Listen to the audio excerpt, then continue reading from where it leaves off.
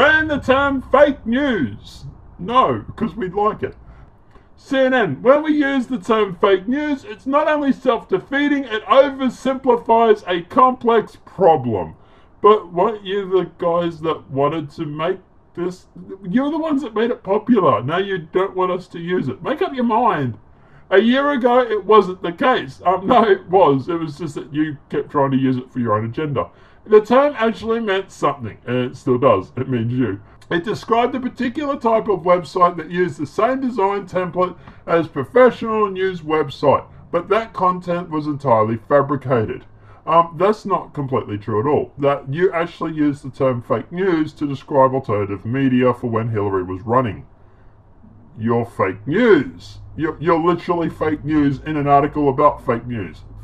God, you're good. But earlier this year, the term started to become meaningless. It became meaningless because she lost the election. It became used to describe any piece of information that someone else didn't like. 25% accurate, maybe? There are some people out there that do use that for that purpose. If they don't agree with it or they don't like it, they just slash hashtag fake news on it. But a lot of it is described to describe mainstream media.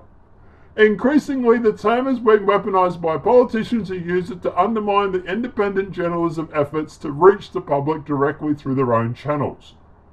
What are you guys going on about? I don't know any politicians that are using it to undermine independent. What are you calling yourselves independent? Is that what CNN is trying to pass off now? I'm sorry, you're not independent. You're a shill for the left-wing media. This is not just a US phenomenon. Research by Columbia Journalist Review shows that people in 3 other countries increasingly believe the mainstream media peddle fabricated stories.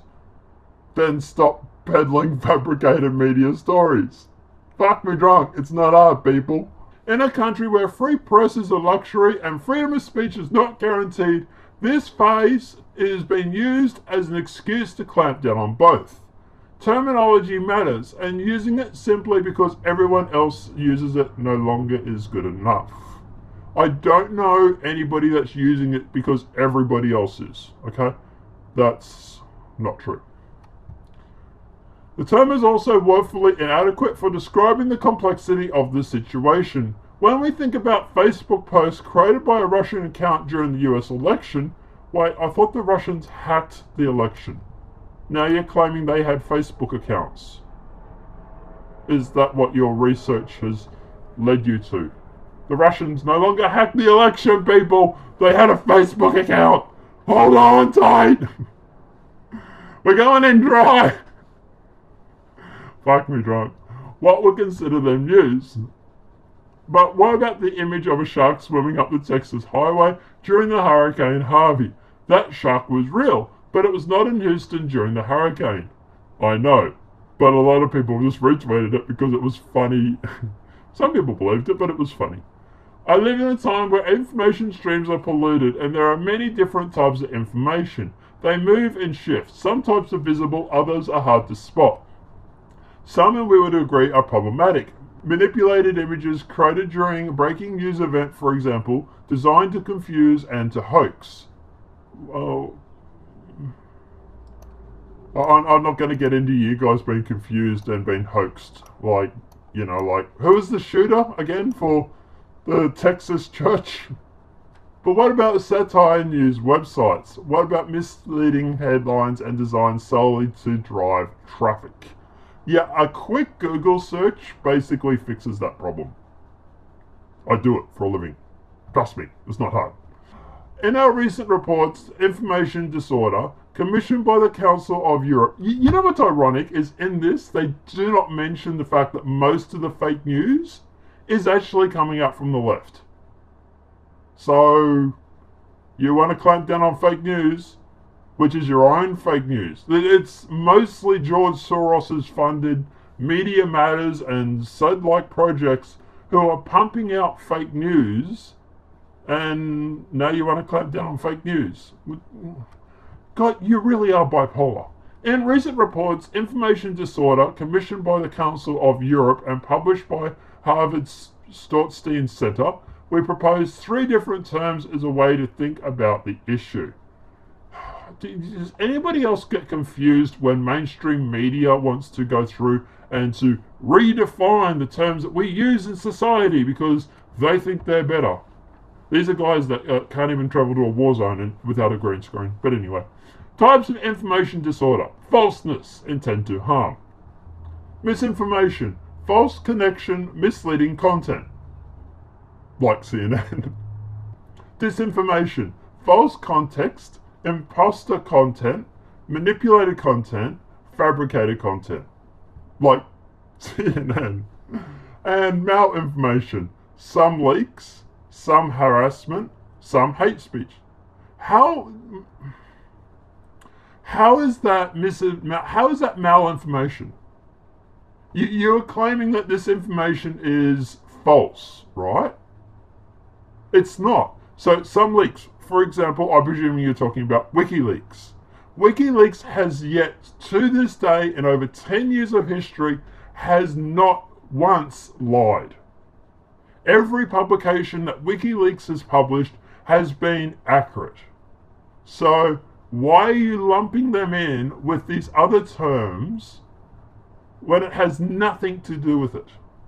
Some harassment, some hate speech. That has nothing to do with what's that got to do with fake news?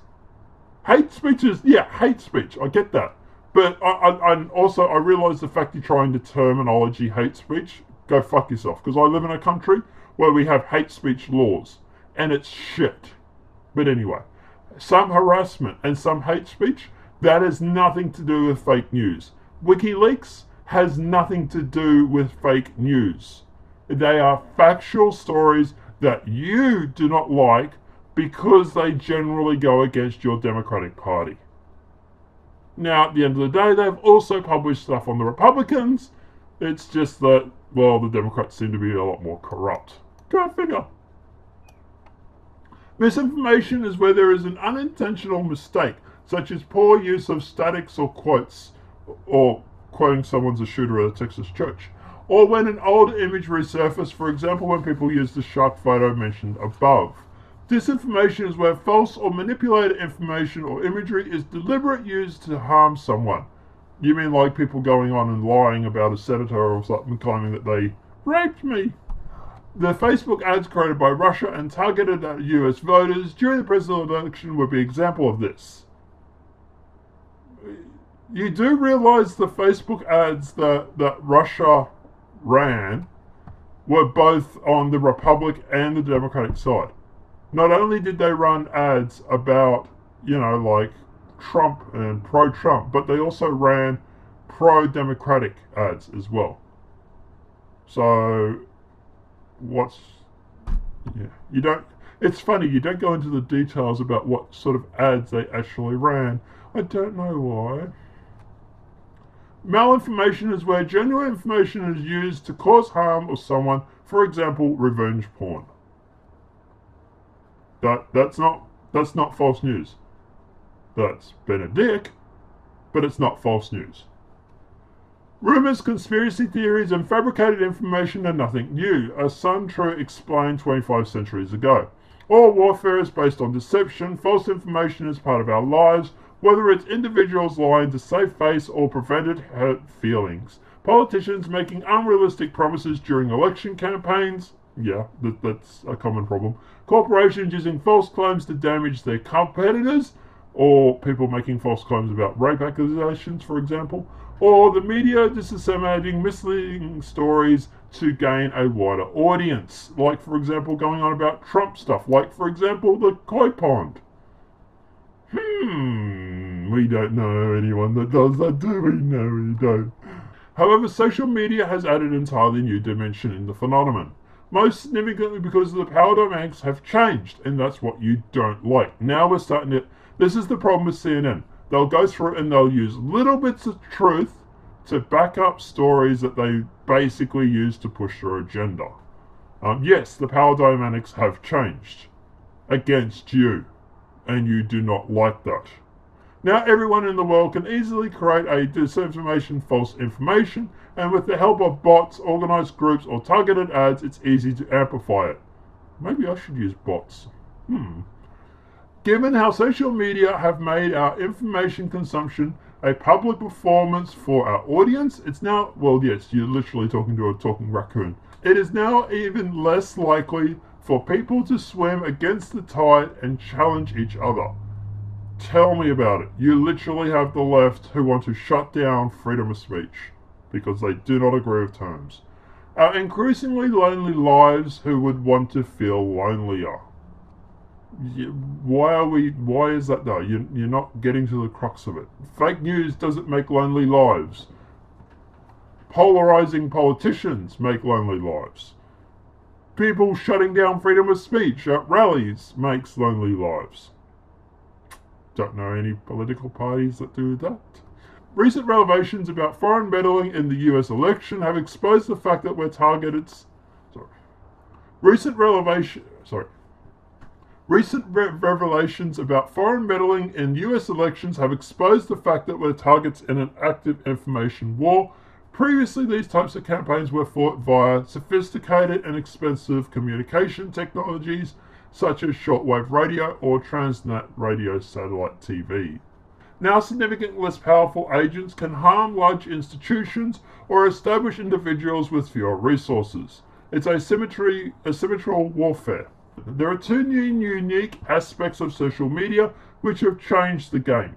Firstly, disinformation can be cheaply amplified through committing volunteers, paid agents, or bots. I really should look into bots. Secondly, our information sources are becoming increasingly social and therefore much more visual, emotional, and promotive. Don't know that word. Anyway, as trust in institutions decrease, people are turning to their closest networks or family and friends for information. This has created a perfect environment for the spread of disinformation around the world. This just seems like you're pissed off because you're losing the information war. There are significant long-term concerns. Social media has become the most powerful vehicle for politicians around the world to undermine traditional media. This is the core of what we're getting to, is them. They've realized they're becoming irrelevant and they're cracking the shits. They can't handle it, thereby damaging the very foundations of the idea of representative democracy informed voters. I disagree with that. Just because legacy media is becoming irrelevant doesn't mean people are less informed. In fact, I would actually say more people were informed in the last election than ever before. We literally had WikiLeaks dumping data on Hillary campaign, Hillary emails, DNC, everything, which informed a lot of people. So I actually disagree. The legacy media has become less irrelevant, and people now are more informed because they're able to tune into alternative thoughts. The combination of social media and television is a hotbed of sensation politicians who benefit from a populations polarized by political and economic, religious, radical, or ethnic divisions. Damn, try and say that 5 times fast. Sophisticated methods, especially the use of micro-targeting advertising via social media, must be considered a receipt for electronical success around the world. So what can be done? The truth is there's no easy solutions. These trends are the symptoms of a significant social and economic shifts globally. But ultimately, it's only logic and critical thinking of which of us could save us from the trap of manipulation. Researchers show the more educated people are, the less likely they are to be affected by information warfare. Yes, WikiLeaks. Technologies, policymakers, and researchers are hard-working finding a short-term solution, which scares the shit out of me, because it generally means shutting down alternative media wherever they can. However, none of these will have a long-term effect if we don't overhaul public education, especially regarding information literacy. So what did we learn in this article? Well, CNN hates the term fake news, so it's more reason to use it. They want to rebrand the term to these 3 information or misinformation, which is a false flag in itself because hate speech and harassment and some leaks has nothing to do with fake news. And they seem to be very, very pissed off the fact that they're becoming irrelevant. But yeah, they just seem to be cracking the shits that they're becoming irrelevant, and they've realised it. Legacy media is dying. Alternative media is the new way. But guys, let me know what your thoughts are in the comment section below. Do you think a fake news term should be redefined? Do you think it should be kept as it is? Which is what I'm personally for. Let me know what your thoughts are in the comment section below. If this video has been helpful, please smack a like. If you're new to the channel, welcome and subscribe. And for the love of God, someone give me a fucking name!